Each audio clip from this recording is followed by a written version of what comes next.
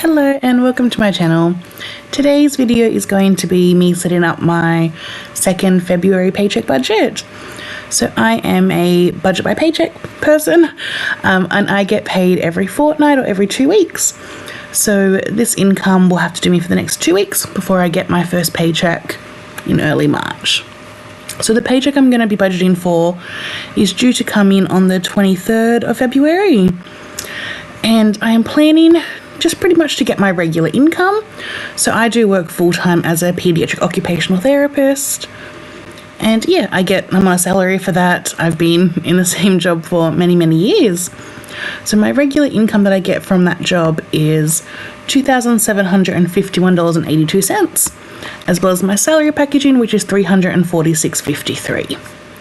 In terms of extra income, I don't usually like to budget for any of that. It's just a bonus if I do get something. I am hoping within the next 2 weeks I should be able to sell 2 old phones. I'm not expecting a lot of money for them, but yeah, even I guess $50 would be fantastic to add in as extra income. So we'll see how that goes. But for budgeting, I'll put down nothing. For savings, this is actually going to be a very spendy 2 weeks for me because my car service and car registration is due. So that is something I have to do every single year, is register my car. I have been trying to save up for that in my sinking funds, and I have been able to save up $900. So I am planning to pull that $900 from my sinking funds. However, the actual registration and service will be more than that. So I will have to also fund some within this budget, just because I didn't quite have enough money in my sinking fund to fund everything, just because I am new to this whole budgeting system. But yeah, I'm glad I'm at least able to have some of it, and hopefully they don't find anything wrong with the car at the service, and hopefully I'm able to cover everything without having to use any kind of debt. That's what I'm really hoping for, just to get through this big expense. Other income, I'm not really expecting anything. So that means in total for my income, or my inflow, I'm aiming to put into my account $3,998.35. Moving down to bills. So yeah, quite a larger bill period over the next 2 weeks, I guess. So my mortgage is still really regular at $700. My health insurance is $128.60. For now. I did actually get an email just today as I'm recording this that will be going up again in April. I feel like in Australia, every single April, your health insurance goes up. It's going to be going up to around $131 something. It's only a few dollars, but a few dollars all adds up over the year. But for now, at least for the next 3 paychecks, it will be this amount. My iCloud storage for my iPhone is just $1.49.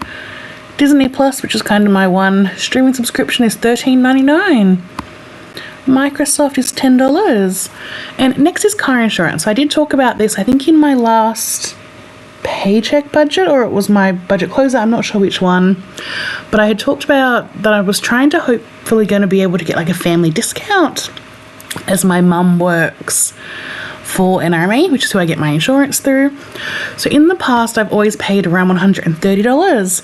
However, I have been able to get that family discount. So as you can see on the screen, currently for this month, it's going to be $91.78, which is, almost a $40 savings. However, from next month, it'll actually be an even bigger discount. So it'll go down to around $65 or $66. So I am super happy with that. The reason this month is a bit higher is because they only made that change halfway through the month. So they actually only give you the discount from the time you made that change. So yeah, that is $60 back in my budget going forward. So very happy about that. My mobile bill, $40. My electricity and natural gas, I've said this in the past, but I actually only get these bills every quarter. However, I like to kind of pay them every month, so I just put money into the account for that. So you can just make transfers online straight to your energy account, and that way then when the bill comes, it's often $0 hopefully, unless you have under budgeted for how much you should be putting in. But I do put in every month $100 for electricity and $50 for natural gas. Contents insurance is $29.10. And then my last big bill, as I mentioned up above, is my car service and registration. So 900 of this money is coming from my sinking fund, and then I'm going to be budgeting an extra $300 from just cash flow into this budget to hopefully cover that. I'm really hoping this covers everything. We will see. Last year it was spot on $1,200. So yes, keep your fingers crossed for me that I don't need a new engine, no new tyres, none of that sort of thing. That's the hope. That means my bills for this paycheck come to $2,364.96. Moving down to variable expenses. So my petrol is $150 as always, which allows me to fill up twice. Petrol remains expensive here. Something that I'm hoping will change with this is that I'm actually starting to work closer to home 3 days a week. So I previously would have to travel 45 minutes each way to work 5 days a week. But now on 3 of the days, I only have to travel about 20 minutes. So I'm hoping that means that some fortnights I will have to fill up twice, but maybe some fortnights I will only have to fill up once. So we'll see how that plays out over the next few weeks. I'm only actually just starting that transition this week, so we'll see. My tolls to drive on highways, $101 as always. Food and groceries, I'm budgeting $450. I am hoping to bring this down to $400. However, actually in the next 2 weeks, this is kind of awkward to say online, but it's actually my birthday. So I know I am going to go out for 2 meals and I will pay for things when I'm out, obviously. So yeah, that's why I've kept it at $450 this paycheck. But I think from the next one, I'm going to try and stick to under $400. My household, I'm putting $50 and health $50 and personal $50. And actually also miscellaneous. So that means in total for my variable expenses, I'm planning to spend about $901. Moving down to sinking funds. Now I have just got my starting balance and my ending balance blanked out just because at the time I'm recording this, the last paycheck actually hasn't kind of wrapped up yet.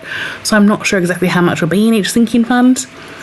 So yeah, I do kind of show these during my budget closeout. So if you're more interested in that, look at one of the budget closeouts and you'll be able to see them. There's not much in any of them at the moment.